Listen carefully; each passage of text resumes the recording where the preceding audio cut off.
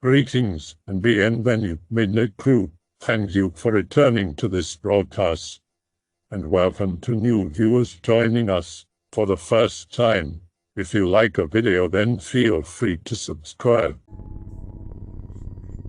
Okay, this is one I never told anybody, and I think this might be a good place to vent it without being seen as crazy by my friends and family.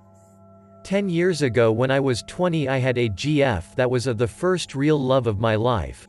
I'll call her Vicky. Vicky was sweet, honest, nerdy, and the right amount of crazy.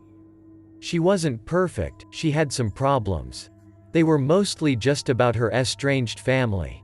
She had some trouble sleeping during storms. But I loved her and we moved in.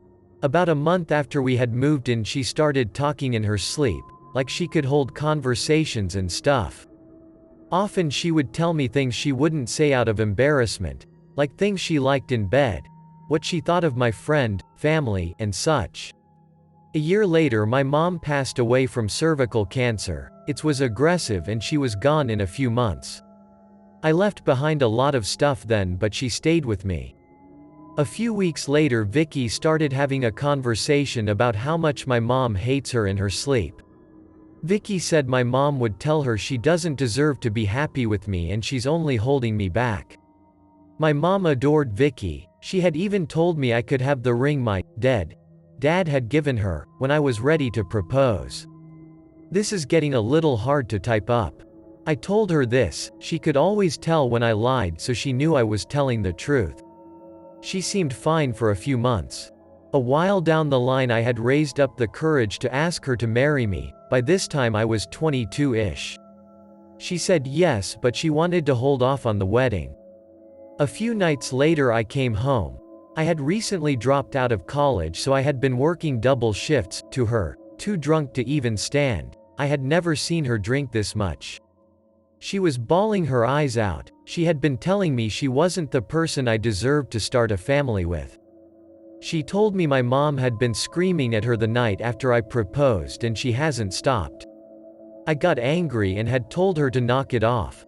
I was crying myself a bit, seeing as my mom was a sore subject. She then said the name, Cray, an ex she had never met. It was a nickname for a girl I dated named Karen. At the time I put this down as nothing more than her comparing herself to my last ex. We had settled down and she had gone to bed. I couldn't sleep, so I just sat at my desk in our bedroom. About an hour in, it struck me. Very few people knew the nickname I had given Karen. I had given Vicky one too, but I never used it outside of home because I was a slightly awkward dude who was afraid of expressing my feelings. A few weeks down the line I had let this go eventually, because this was the least of my worries. Vicky had disconnected from me. I had the feeling she was trying to get me to leave. I had talked to a few of her friends. They said she had stopped talking to them for a few weeks now. I had gone to her work to find she had quit her job around the same time. I confronted her. I told her I loved her and I didn't want to leave her. She needed help, so I told her we should go see a therapist. The next day I made a few calls to see how early we could get in. We lived in a smaller town, so the closest place was the next town over and had to wait a few days. I was given directions to make her feel comfortable, and to avoid an subject that might trigger her.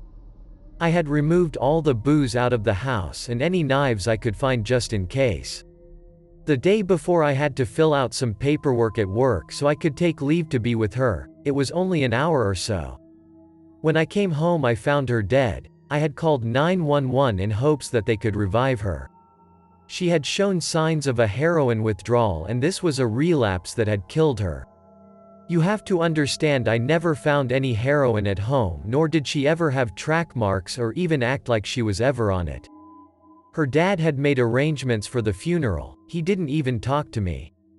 I got the impression that they blamed me for getting their daughter addicted to drugs. I had decided I would move in with my sister and stepdad for a while till I could find a new place and get my shit out of the house. I had taken off for a few weeks from work to get my head straight, and spent most of it locked in my room. I decided to go through my mom's stuff to get my mind off shit. I don't know what I was thinking. I found letters addressed to various family members, me, my sister, my stepdad, and even Vicky. I passed on all the letters over the few days, but I had kept mine and Vicky's. Mine was a personal message I don't want to talk about. Vicky's broke my heart. She straight up tells her the only reason she was ever nice was because I had loved her, within the first paragraph. The rest was so mean and vindictive I couldn't finish reading it. I still have it packed away. I eventually went back into my house and moved my shit out. Vicky's parents had taken her stuff, but the damn house smelled like her. I threw away every towel that had her scent. Be me, 16 at the time. Have a hard time sleeping one night, after going to bed at around 11 p.m. Going in and out of sleep for around 1 to 2 hours. Gets progressively worse, feeling stranger each time I wake up again, like something's messing with me. Start cold sweating. Bed becomes a pool of sweat, then actually shaking and breathing hard, although still snoozy sleepy. Suddenly, feel a hand press my left shoulder in a quick motion and let go immediately. Oh shit. WEBM. Wake up completely shitting bricks, can't even dare to sit in bed, never mind opening my eyes. Dat feeling of absolute loneliness, a really strange and bad one, although my parents were sleeping across the hall from me and my sisters just next door. Suddenly it all starts to fade away. Open eyes, it's all gone now. Turn the reading light on, nothing's there. What the fuck was that just now? PNG. Say my prayers before trying to sleep, turn off the light and proceed with them, until I fall asleep without noticing. Happened only once, and for apparently no reason, since there was nothing to make me anxious or whatever around that time. Dude. I had a similar experience. 2 years ago. Hop into bed, around 2 a.m. Have issues with my sleep since years back, so not expecting too much. Turn the lights off and stare at the ceiling attempting to calm my mind or some. Not more than maybe a minute or so passes, and I suddenly start cold sweating. It builds up to the point where I also start panting, shaking and feeling unwell in general. After a few minutes I feel like I should do something.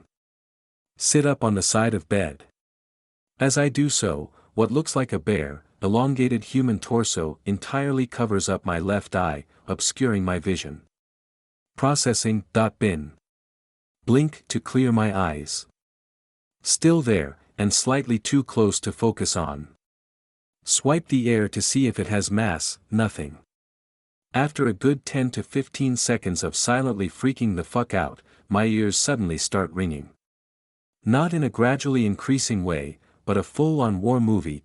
Almost got grenade but dove away. Now watch me scream in slow motion to classical music way. I nope and decide to hightail it to my bathroom just across the room, for reasons unbeknownst to me. The shape lingers in my vision as I stand up and haphazardly make my way across the room, panting and having a hard time staying upright due to the fucking sensory overload and immense feeling of despair building up in me. As I get to the bathroom, I hit the switch. The lights go on and I blink, temporarily blinded. Open my eyes back up.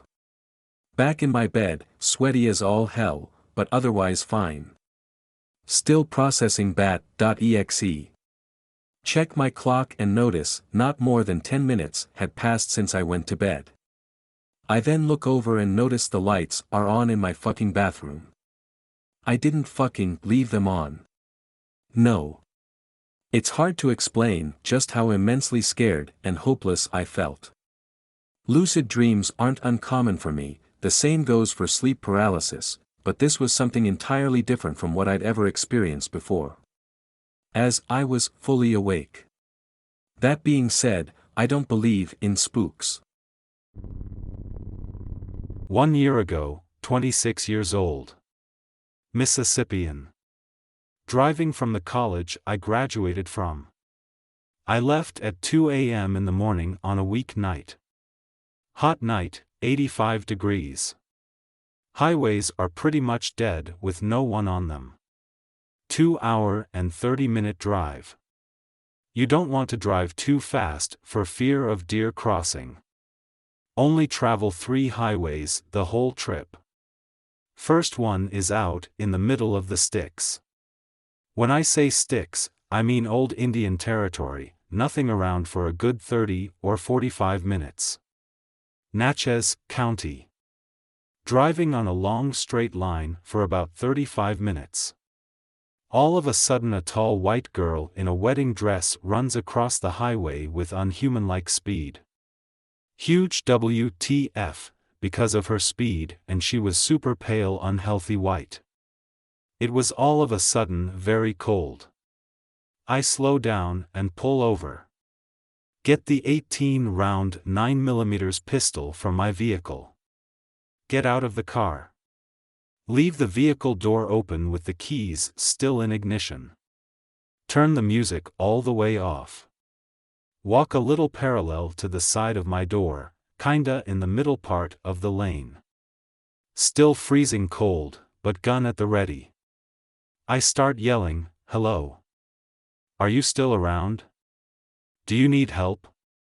Dead silence, with the coldness getting colder. I see a fog in the distance getting closer. Which I deemed unusually because there was no rain the whole week.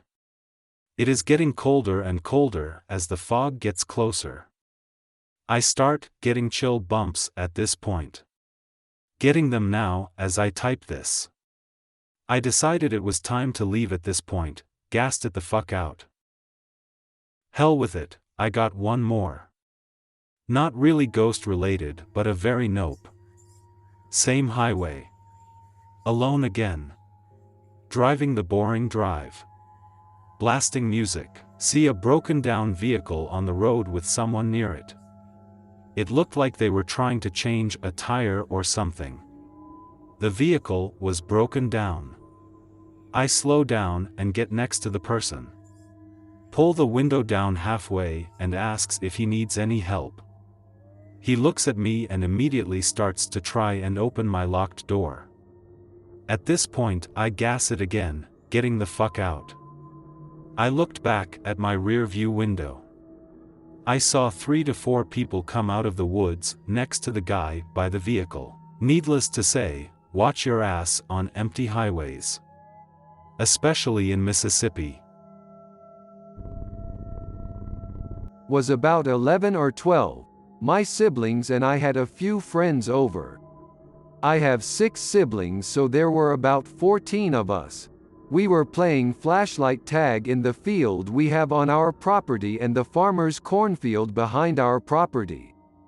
It was pretty dark, being mostly cloudy, but the moon was near full, so periodically it would become pretty visible. Anyhow, my brother and I had hid somewhat close to each other. He was in the cornfield and I was hiding in some tall grass at the end of our property. 20 minutes go by. They still can't find us, and my brother calls out to me, asks me to come over. I army crawled to where he was laying. Corn was cut for the season, and he pointed out towards the center of the cornfield, and barely visible was a solitary deer, which deer are common where I lived. But normally they were not by themselves. We ignore it, and we wait for the other kids to come find us. At this point the clouds had started to move away from the moon and it started to become lighter in the field. Knowing now that we will most likely be found, we started talking a bit louder, sitting up. As I sat up, I noticed the deer out in the field. It was looking at us, and then my brother noticed that its face didn't look right, very wrong. Finally the clouds completely passed and then we saw it more clearly. It had a twisted human-like face. Its mouth was like some kind of weird smile. It then proceeded to walk towards us in sloppy, very slow, wobbly steps. Too scared to move. Noping the fuck out. No clue what to do. Suddenly we saw flashlights waving around nearby. Kids yelling out they give up. The deer stopped, stood up on 2 legs.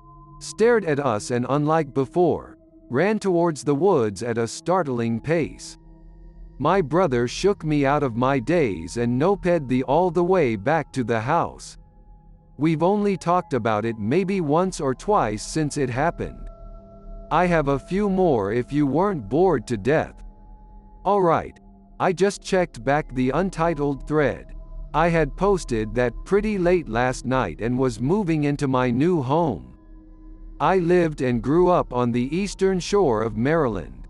Another story. Being so many of us in one house, I shared my bedroom with my younger brother. We were a bit younger when this happened. I was maybe 8. At about 2 a.m., I just suddenly woke up from a pretty deep sleep. My brother in the bed next to me had also woken up.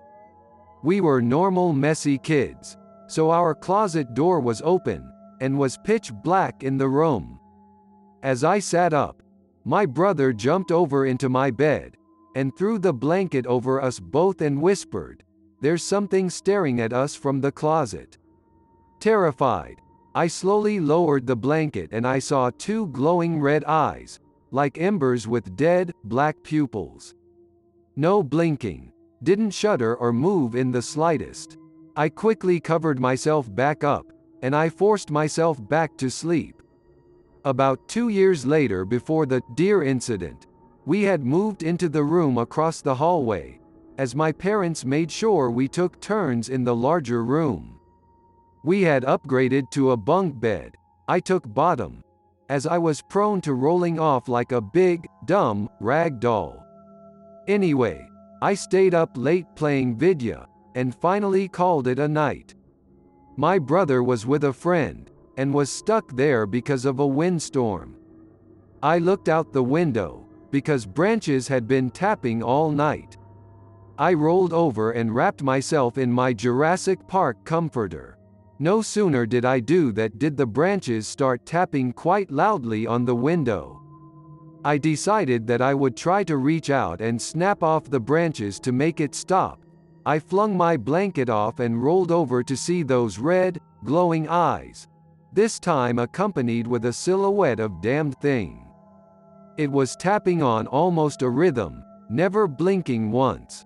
I then noticed it was hanging by one of its arms, tapping with the other. The fingers were kind of long, nothing insane, but the claws at the end were crazy, honed down to a needle-like state. I couldn't see the rest of its body, but it looked almost like a big sloth. After a minute or two, I slowly moved towards the window and pulled the blinds shut. Noped back to bed, and went to sleep.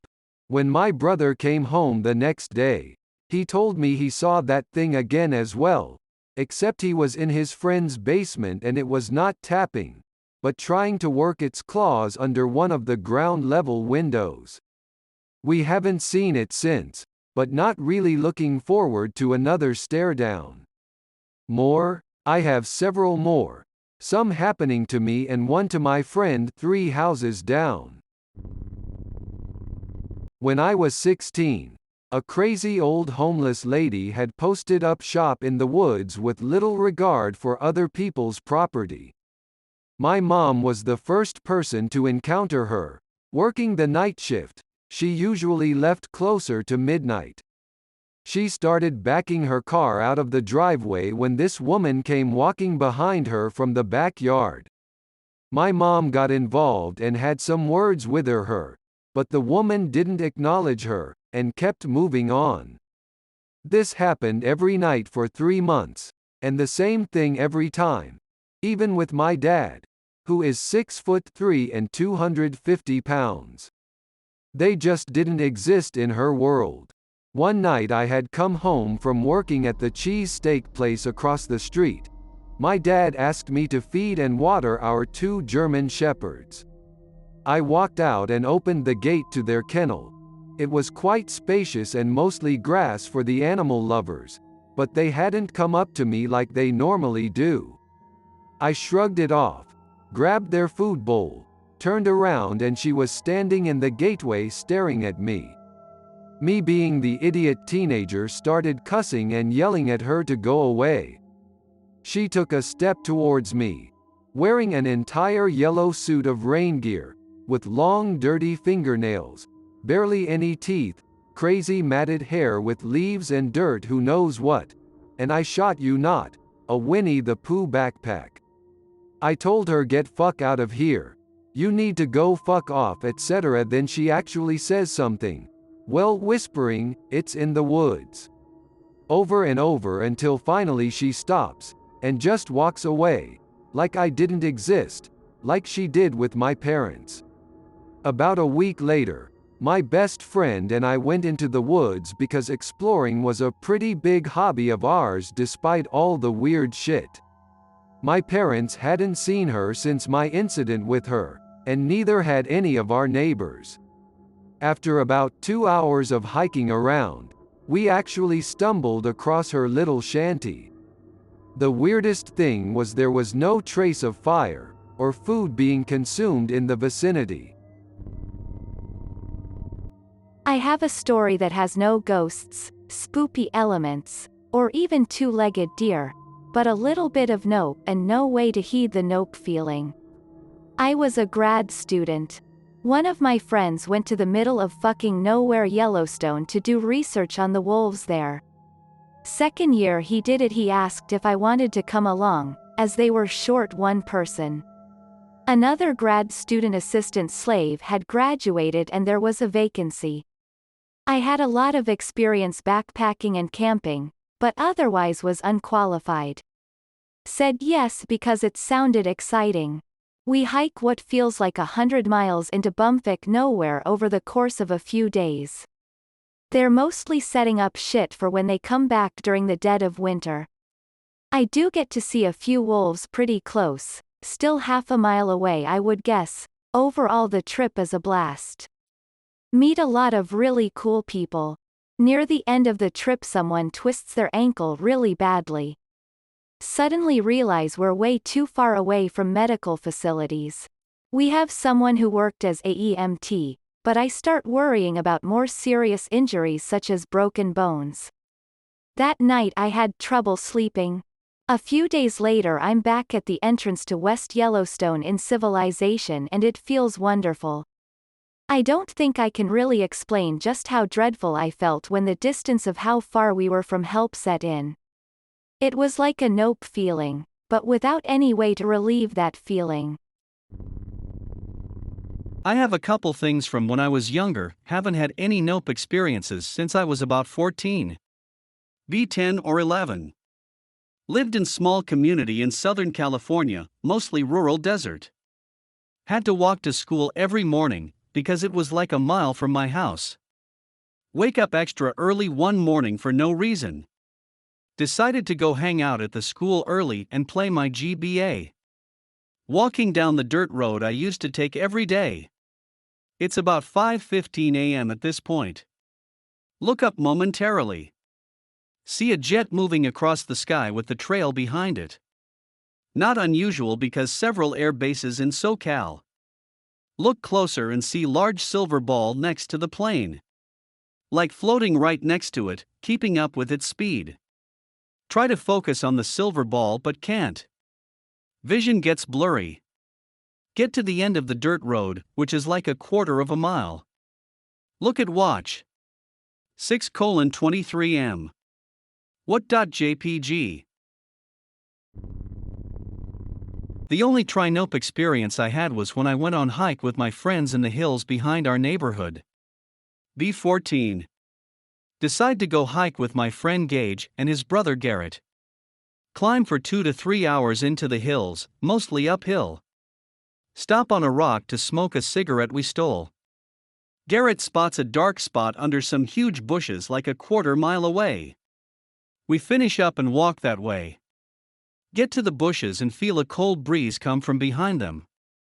Grab a couple stick and push the bushes back and find a hole like 8 feet across. Light a match and throw it into the hole. Goes down about 5 to 6 feet, water at the bottom, and it extends on all sides.